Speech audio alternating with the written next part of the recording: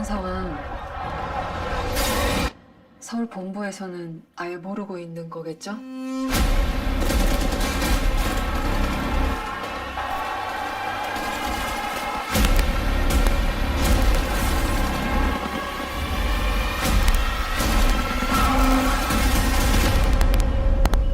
반갑습니다.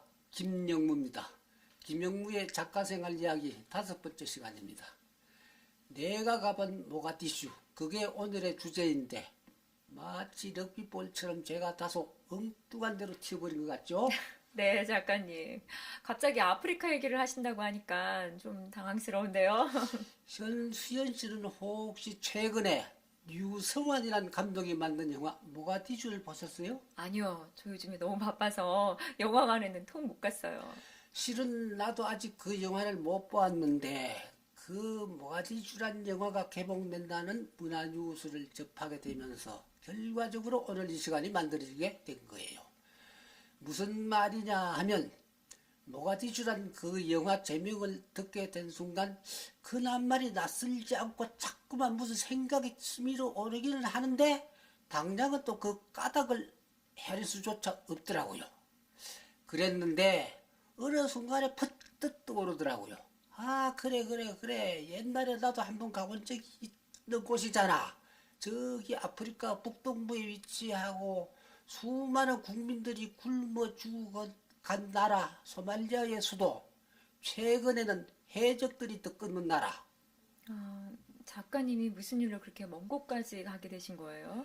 방송 작가 노릇을 아주 부지런히 잘 했더니 보너스 여행을 보내주더군요. 기독교 라디오 방송에서. 그땐 종교 채널 TV가 없던 시절이었고요.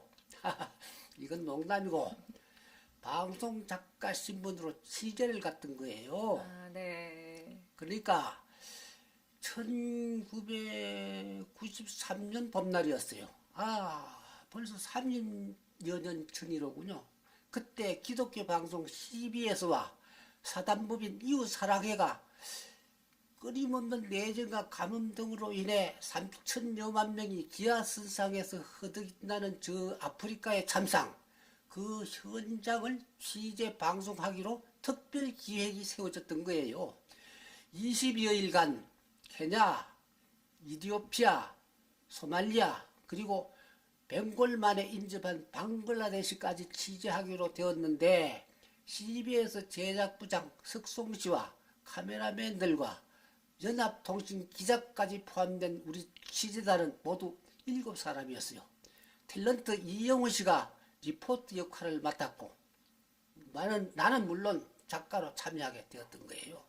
그럼 오늘 작가님께서 하실 말씀이 많으실 것 같은데요. 오늘 나는 밤새도록 할 얘기가 준비되어 있는데 밤새도록 제 방송을 들어줄 사람은 없겠죠? 요즘 사람들은 모두 어떻게나 바쁜지요. 네, 두루 생략하고 오늘은 그냥 간단히 모가디슈에 대한 그 당시에 제 기억만 살짝 되살려 보겠습니다. 잠깐만요. 나는 그때 한 번에 60불이 소요되는 특집 다큐멘터리 프로그램 아프리카의 기아 참상 그 현장이란 제목을 걸고 전 5회에 걸친 원고를 집필하여 CBS에 넘겨주었죠. 아울러 88 체육관에서 멀티비주로 방송할 다큐멘터리 시나리오도 집필했는데 천만 다행히도 오늘 그때 여객기를 타고서는 소말리아에 들어갈 수가 없어 우리는 케냐에서 20인용 군용기를 타고 모가디슈 공항에 들어갈 수가 있었습니다. 그랬는데 모가디슈의 첫인상은 한마디로 패전국의 전쟁터를 방불케 했고 거지 속을 같았습니다. 그런데 이상하게도 헐벗고 굶주린 그 거지들은 또 희죽희죽 웃고만 있었습니다. 그 까닭 나중에 밝혀지긴 했지만요. 그리고 우리 취재단의 안내를 맡은 현재 우리나라 기독교 여성교사 조성덕 씨는 작가인 나에게만 온갖 얘기를 들려주려고 무척 많은 애를 쓰더군요. 뭐 그럴 수밖에 없는 일이긴 하지만요. 소말리아는 원래 이슬람 국가에서 조성덕 씨는 엄밀히 선교 활동을 전개하는 중이라며 자기 이름조차 인명으로 할 수밖에 없다고 했습니다. 자, 현수연 씨가 이 시나리오의 장면 46부터 한번 천천히 읽어봐 주세요. 네. 장면 46. 모가디슈 공항에 착륙하는 군용기의 모습. 익히 알려진 것처럼 최근의 대표적인 아프리카 기아 현장은 바로 소말리아였다. 그러니까 화면에는 우리 팀이 촬영했던 동영상이 투사되면서 탤런트 이영호의 목소리로 해설이 깔리는 형식이었습니다. 장면 47. 모가디슈 공항의 이모저모. 여객기를 대신하여 우리는 유엔 군용기를 타고 소말리아의 수도 모가디슈 공항에 진입했다. 당장 습기찬 무더위와 함께 스산한 전운의 분위기가 무섭게 우리를 엄습해왔다. 장면 48. 전장이나 다를 바 없는 모가디슈의 거리 풍경. 그날은 5월 5일이었는데 모가디슈가 또 남과 북으로 양분돼 버렸다는 뉴스가 우리를 기다렸고 급기야 유엔군이 전 소말리아의 치안과 민생 문제를 담당하게 되었다고 했다. 장면 49. 호텔 알사피 전경. 우리 일행이 그나마 소말리아에 남아있는 유일한 호텔 알사피에 투숙할 수 있었던 행운도 그곳에서 활약하는 한국의 선교사 도움에 의해서였다. 장면 50. 소말리아 거리의 거린들. 먼지만 풀풀 날리는 유령의 도시 모가디슈 거리의 여기저기에서 맞닥뜨린 현지 시민들 또한 하나같이 습관적인 구걸 행각에 길들여져 있었다. 박시스, 이들은 내게 은혜를 베풀어 달라는 식의 이 아라비아어를 마치 외국인에 대한 인사말로 연기듯 했다. 장면 51. 폐허가 된 모가디슈 시가지의 건물들 이모저모. 우리들의 안내역인 선교사 조성덕 씨가 급한 김에 적당히 귀뜸을 해주려 들었다. 10여 년가량 소말리아에서 생활한 그 여인은 꽤나 정확한 소말리아통이 되어 있었다. 이를테면 탈냉전의 여파로 지난 1990년에 사회주의가 붕괴하자 무려 15개파에 이르는 각 부족 간의 세력 다툼이 소말리아를 그만 유혈내전과 무정부 국가로 전락시켰다는 것이다. 각 부족장들은 자기 고을 내에서 절대 권력을 행사할 수가 있기에 국가 간이 생겨날 수 없는 일이라 했다. 그리하여 아프리카 최북단에서 아름다운 홍해와 인도양에 면하고 인구라야 기껏 840명에 불과한 그 국가가 오랜 한발과 내전이란 인재로 인해 서쪽의 이웃나라 이디오피아와 함께 아사 상태의 기아 난민국이 되어버렸단다. 인적이 드문 모가디슈의 으스스한 풍경이 그러한 사실들을 입증해 주는 듯했다. 장면 52. 질주하는 유엔군용 트럭들 또는 검문소 풍경. 그러니까 1960년에 영국으로부터 독립한 소말리아, 또한 강대국들의 책상 위에서 국경이 그어졌기에 내전의 불씨가 상존한다는 식의 역사적 논리가 그 설득력을 잃고 있었다. 지난 4년간의 내전으로 말미암아 무려 2만 5천 명의 주민이 사망했고 10만 명 이상이 굶어 죽어갔고 엄청난 200만 명이 아사 직전에 처했다는 유엔 보고서를 어떻게 하나의 단순 논리로서만 해석할 수가 있겠는가? 그 당시 소말리아의 비극적 원인이란 결국 자국의 정치 지도자 내지 사회 지도 인사들의 몰지각에서 비롯되었다는 뜻이 됩니다. 장면 53. 폐차 직전의 자동차가 마구 달리는 모습. 현재의 소말리아는 도둑들의 천국이라 했다. 자동차도 먼저 훔쳐 타기만 하면 임자가 되고 비어있는 주택에도 먼저 들어가기만 하면 임자가 되고 전 세계에 각종 구호단체들이 보내주는 식료품과 구호 물품들도 전부 관리가 도둑이 되어 먼저 팔아 자기 입속부터 채우기에 바쁘다는 것이었다. 장면 54. 난민촌, 이재민촌. 이토록 처참한 공허를 과연 무슨 말로 형용할 수가 있을까?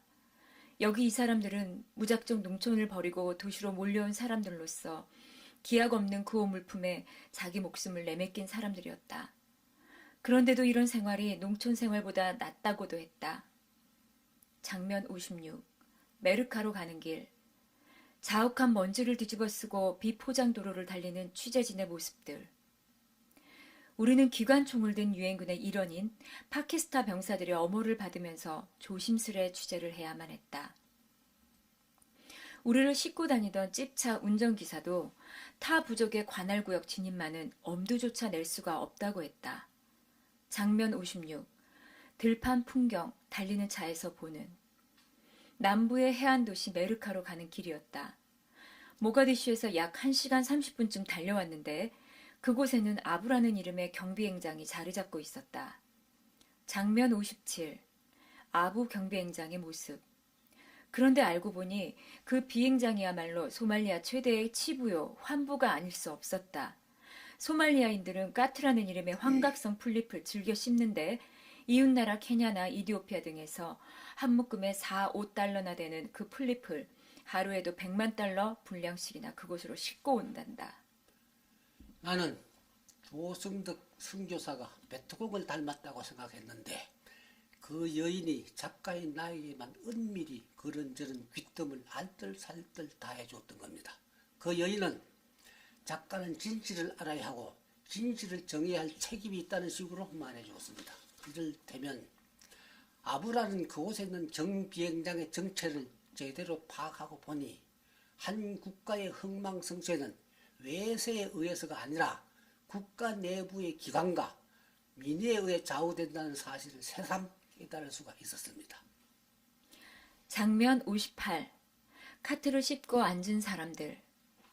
더더욱 한심한 일은 그 마약성 풀잎으로 소말리아인들을 병들게 하는 미술꾼들이 바로 소말리아 출신의 소수 부자들이란 사실이었다. 물론 그들은 정부 고위급 인사들과 결탁되어 있다고도 했다. 어찌 보면 게을러 보이고 보기에도 몹시 고통스러운 상황인데도 희죽희죽 잘 웃기만 하는 소말리아인들의 표정이 결국은 그 까트라는 그 풀잎의 환각성 때문이었다. 기가 막힐 일이 아닐 수 없었다. 지금 현수전 씨가 읽는 시나리오만 듣고 보면 그냥 그렇고 그런 얘기에 불과한 것 같은데 차마 눈뜨고 볼 수 없는 실제적 참상들은 죄의 영상으로 보여주었기에 그럴 수밖에 없었습니다. 이를테면 대낮 골목길에서 굶어 죽어 가는 사람이 쓰러져 있었지만 행인들 중에 어느 누구 한 사람 그 아사자에게 관심을 기울이지 않았습니다. 후수해야 할지 우려할지 모를 일인데 제 아무리 가난한 국가라 할지라도 5%가량의 상류층은 부강한 나라의 인류 부자들을 뺨칠 정도로 사치로운 풍요를 누리며 살 수가 있다고 했습니다. 아니 95%에 해당되는 일반 국민들이 5% 상류층을 위한 희생물과도 같은 존재로 전락되어 있다고도 했습니다. 지금 우리는 대한민국 제20대 대통령 선거를 앞두고 있는데 우린 정말로 현명한 선택을 해야 한다는 생각을 다시 한번 해보며 이 시간 방송을 마치겠습니다. 다음번의 테마는 여의도 국회의원 회관에서가 되겠습니다. 구독 버튼 누르는 거 잊지 마시고요. 감사합니다.